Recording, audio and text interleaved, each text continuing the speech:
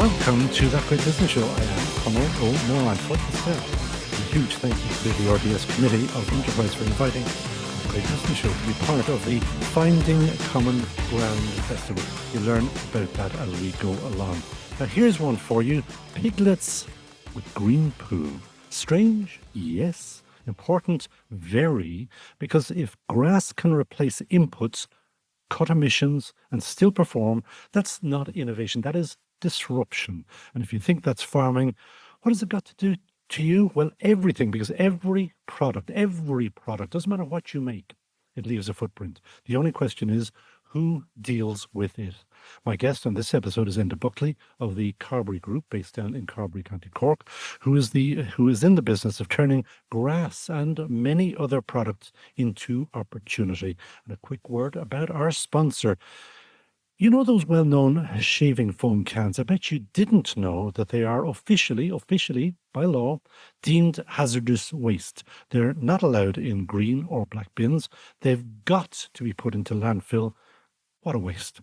That's why de facto shaving oil doesn't come in pressurized cans. It's all natural, 100% recyclable, made in Mayo, sold worldwide, defactoshave.com. We love them. I use it all of the time.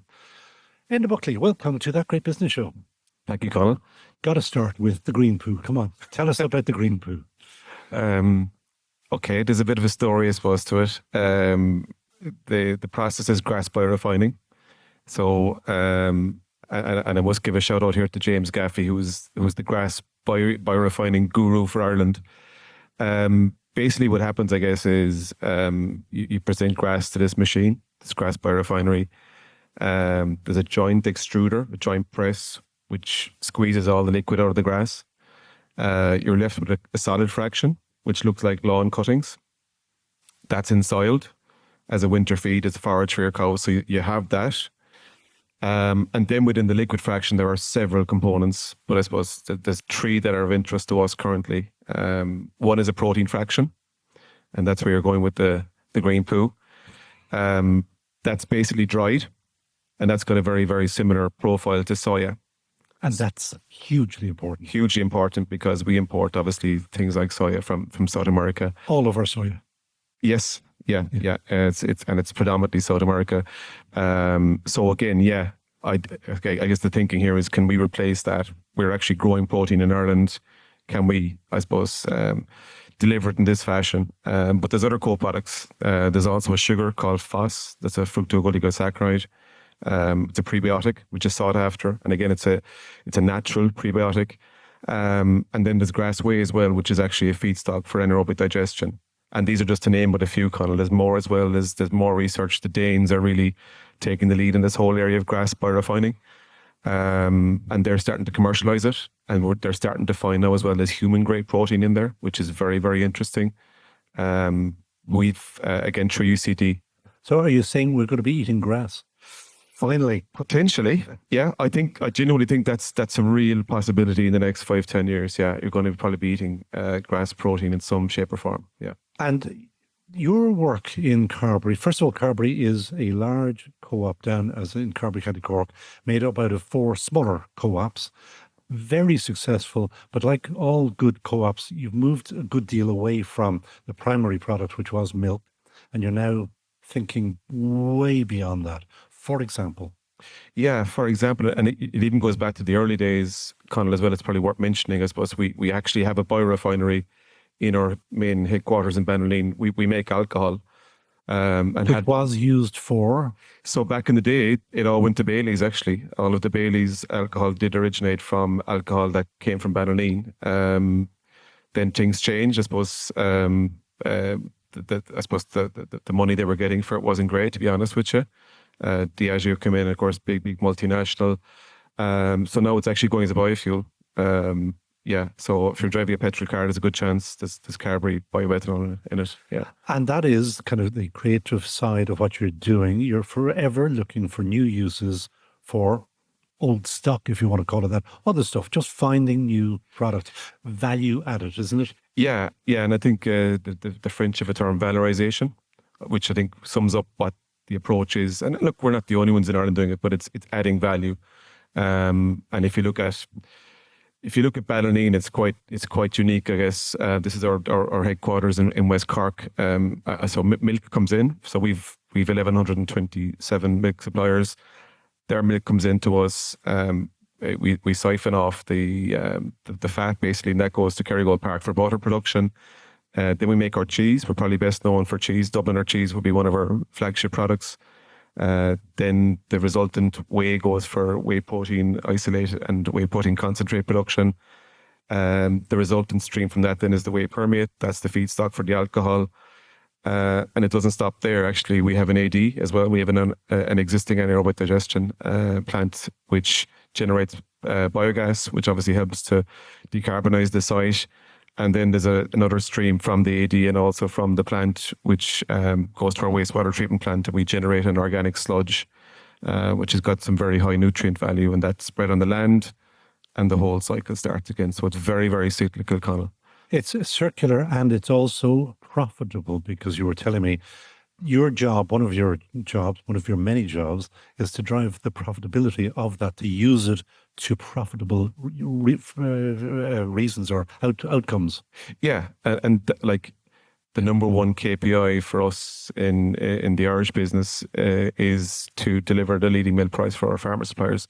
That really drives the business, and like it's for me, it's proper sustainability as well, Conall. Like that really drives the output from the plant. So, you know, when that's the goal, you will really strive to generate those profits and that value added piece. I think you were alluding to earlier as well. I suppose we have another business then which goes under the Synergy banner.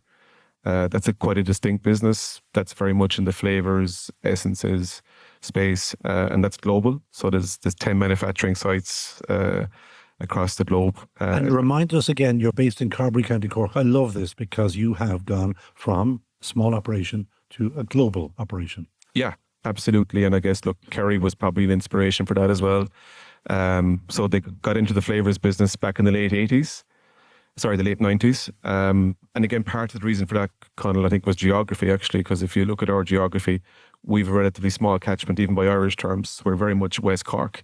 You take a straight line from Kinsale to Castleunbear, everything south of that line is basically our catchment. So we don't even have half a Cork, to be honest.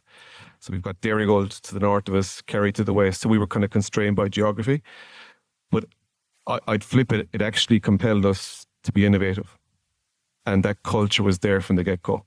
That's a lovely segue for me. So give me a few examples, working examples of how you did flip things, how you squeezed it, how you went circular, and how you went sustainable, and how you went. Did you say to me once that 28% increase in profits from that, from driving that? Yeah, so I think what you're referring to there, I suppose, was we've done lots of work with our farmers, and we would have started an initiative called the Carbery Greener Dairy Farm Programme back around 2012, 2013.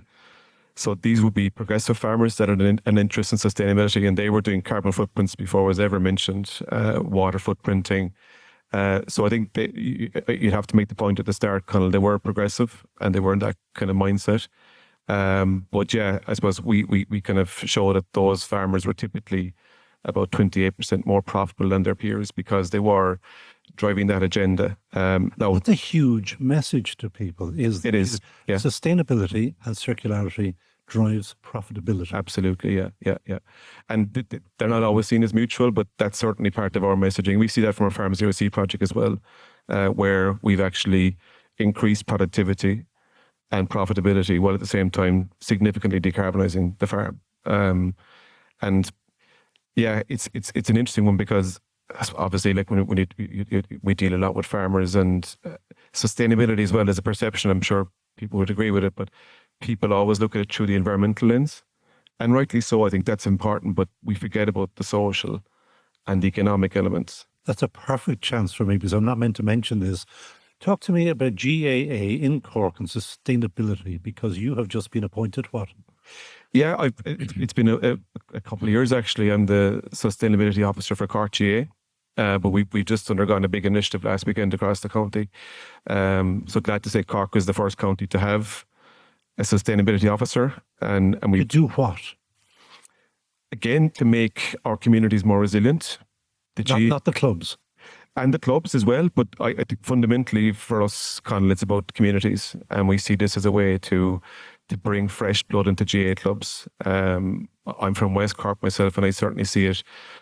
Clubs now are really struggling to survive, especially on the Western Seaboard. You're seeing lots and lots of amalgamations. So we see this as a way of bringing in fresh blood, fresh ideas, people who might naturally be drawn towards the GA if they see action like we saw last weekend. We did a massive cleanup across the county. Nearly 100 clubs got involved in the initiative, and it's building. We can see we're building momentum. People are asking more and more questions. We've got another step further as well. We've actually got clubs to select and elect sustainability officers. So we've 55 clubs now have a sustainability officer. So again, just really driving that momentum and driving, resilience. This is a big part of this is resilience, Conall, I would say. And tell me, what is your thinking about it, that is going to help clubs not alone just sustain themselves, but actually grow? What's the growth idea there? I think the growth idea is, and if you're familiar with the GA, people will see it's always the same people in the top table. It's the chairman, the secretary, the treasurer. They're doing all the heavy lifting. And there's a sense of fatigue there. So again, like I said, one of the objectives is let's get fresh blood in. Let's get these people, and we're seeing it and we're hearing it. By the way, I met quite a few of them last weekend. They're really have new ideas and they're bringing fresh thinking to clubs. But it's also, I guess, driving that resilience at a local level, Conall. So for example, we did road shows back in November. We were trying to highlight the clubs, the significant grant date here for your clubs to avail of funding for renewables. So be it solar, wind, whatever. And just to give you a feel for the change, I suppose. So Cork County Council were over that was a climate action fund. Roughly €1 million was the fund. So the first time they did it 2 years ago, it was actually undersubscribed. They couldn't give away the €1 million.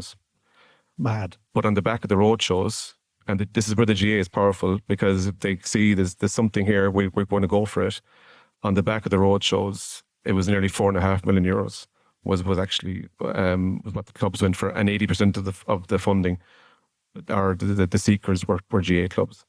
So, and that'll be huge. That hasn't been given out yet, but once that goes back to clubs, you're going to see solar panels going up across pavilions. I think that'll be powerful and a powerful movement as well. Well, I was down in West Cork for the last couple of days and it rained on me. I don't know what's going to happen there. But go back to, since we are a business podcast, the sustainability within your business. Do a little bit of futurology for me, like where you've got an awful lot of ideas about where you can bring the business and its profitability, because one sustains the other. Yeah, I'd like to think that, again, our farmers will be at the core of this. So we touch on renewables, and it hasn't quite taken off yet because I guess there's been quite a bit of uncertainty in terms of some of the policy stuff at farm level. Such as? Well, the nitrates derogation, which probably hasn't impacted the investment in renewables, but there's been some changes, for example, to TAMS grant aid at the moment. Now, you're talking to partially a city audience, so you have to explain some of these terms. Yeah, so again, in fairness, and this is probably a victim of its own success. So TAMS is a particular grant aid for basically grant aid for farmers across a whole spectrum, be it efficiencies, but there was funding for example, for solar, and it got oversubscribed. So they've now reduced the funding availability to farmers. So it's just been it's caused a bit of negativity in terms of that particular action. But I certainly see that as an area where we can definitely get farmers more involved in. Anaerobic digestion, I know it's been mentioned for probably decades here. It's a very, very advanced technology, very mature technology. You see it all over Europe. I think we're very well positioned here in this country to... And what would that mean? What does it do again? Yeah, so fundamentally, we can produce our own gas, and it's a natural gas. Sorry, it's biomethane. So it's basically decarbonized gas. And obviously, we see with the current crisis, we're very, very reliant, Conall, on imported gas, be it from the Middle East or from the US or whatever. So again, if we could generate more of this locally from our farms, I think it would be a great way of becoming more self-sufficient, but also bringing, monies back to the local economies throughout Ireland. But is it a possibility that you can actually, when I say export, can you shift that gas out, or is it to be used on the farm for power and for heat or whatever? Yeah. I suppose if you look at our farm size, Conall, like it would definitely be more export, and that would be export to the grid for use by heavy industry. The grid that doesn't exist, though, does it? Well, the grid exists. The grid exists, right? But the problem is we haven't seen anaerobic digesters or biomethane take off, and I have my own view on that, to be honest. Which is? Government haven't supported it enough. You look at every country throughout Europe where you see a significant biomethane infrastructure. The government supported it in terms of a feed-in tariff.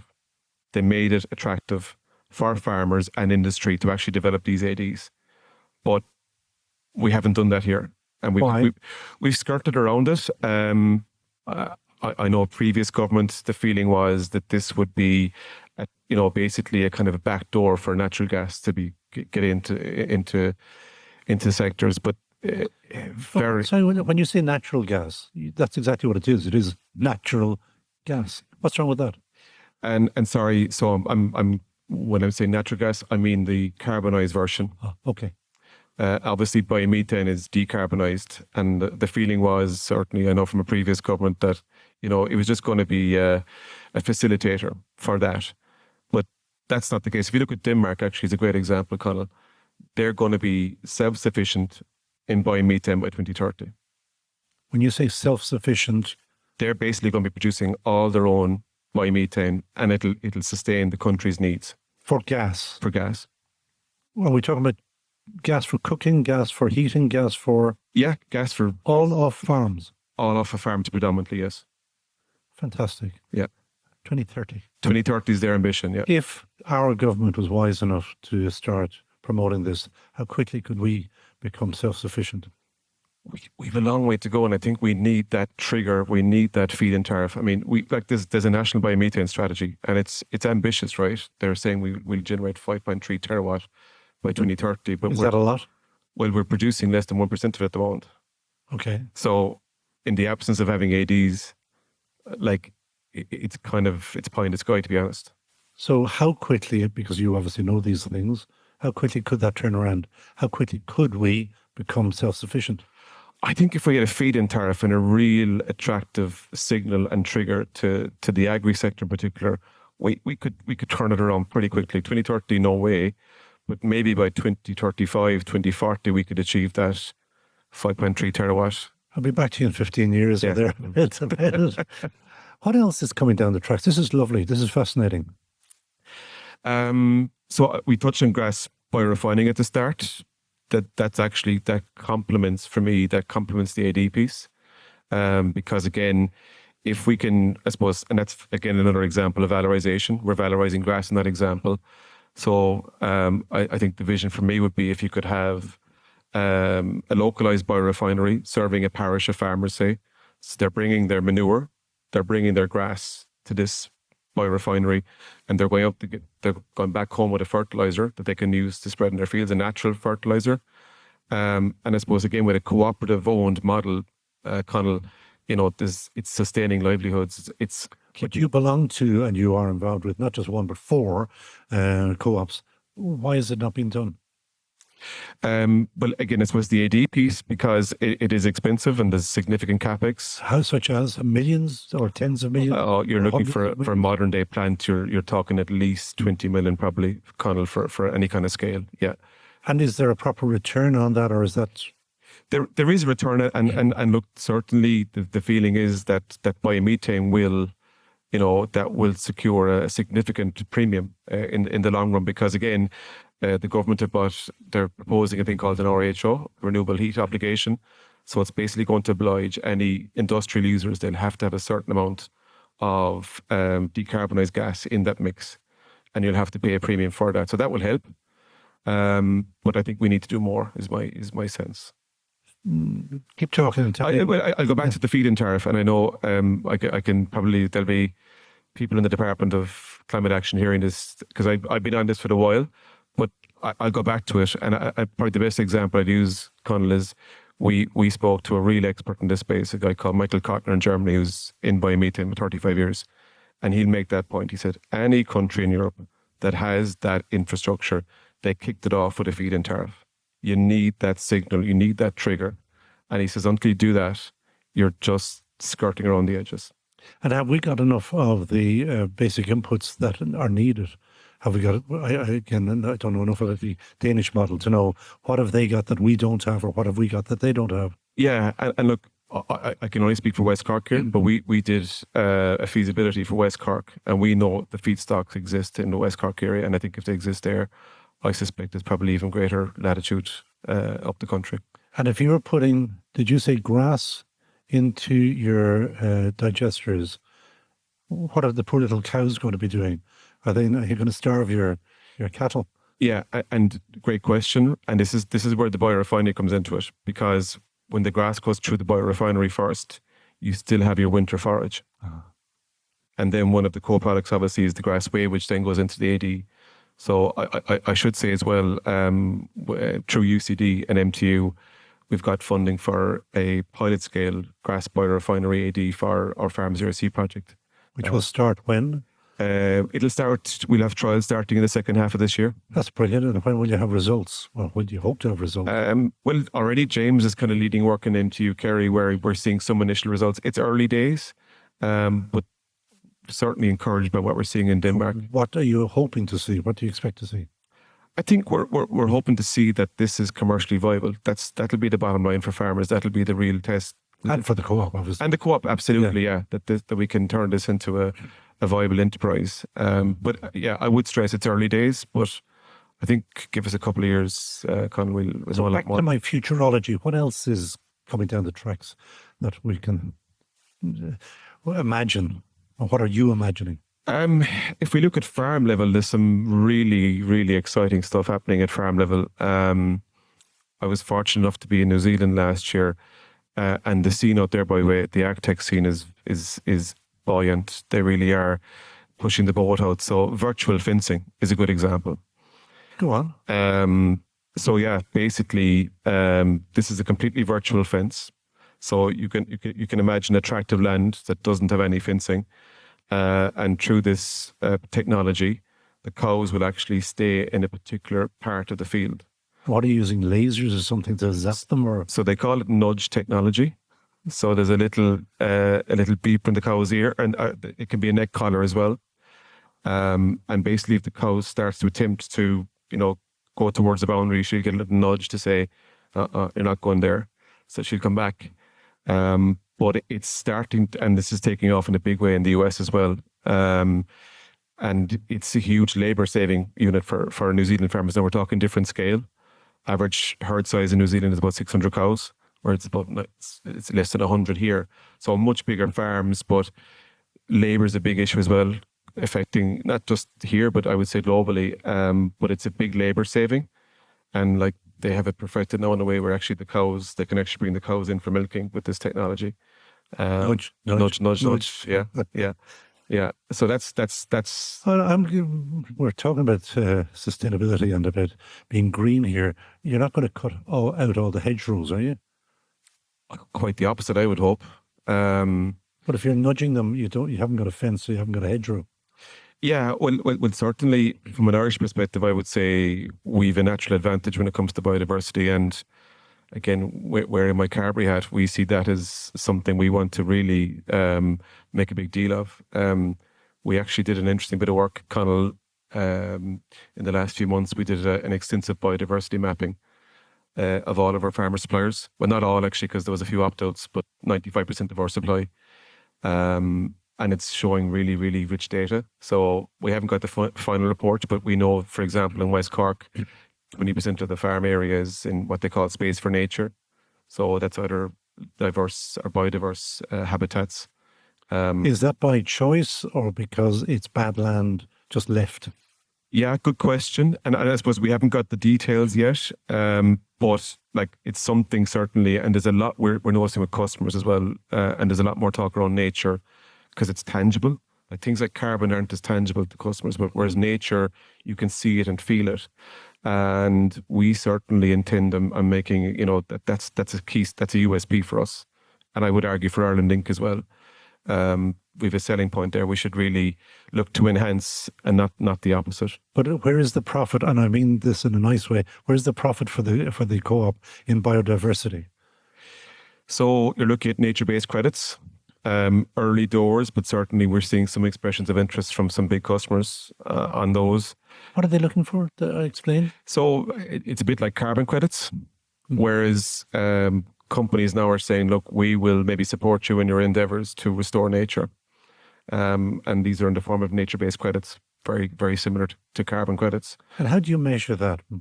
Stoats per square mile or? Yeah, good question. And again, that's as long as a piece of string because you can get really, really detailed into that analysis. I suppose the work that we conducted through Otis Tech was actually through satellite, a technology they've been working on. So using existing publicly available satellite images over, again, going back over decades, they're able to determine this is what the habitat is in that particular farm, in that particular field. So again, this is where I suppose AI and tech is starting to play a big role. But come back to your question as well. I was just thinking of our Farm Zero C project. So I might just mention Farm Zero C. It's this is quite unique project as well. So it's ambitious. We're looking to develop a climate neutral dairy farm at scale. And scale by Irish standards because, like I mentioned, average herd size is 100 cows. In Ireland, this is a big farm. It's 250 cows, 250 acres, which makes it more challenging. So the farm is owned by the West Cork Co-ops. It's at Shannock. But just on the nature piece, we had an ambition that we would meet because the commissioner kind of signalling if you can reach that 10% of space for nature, that's a really, really rich threshold and a good one. So we were below that when we started the project. We started the project in 2019. But now through interventions we've made, the farm is closer to 12%. And again, the message to farmers is you're thinking straight away, oh yeah, this is going to cost. But like I said, the farm actually has increased productivity in that time frame. So again, there's a good message to farmers.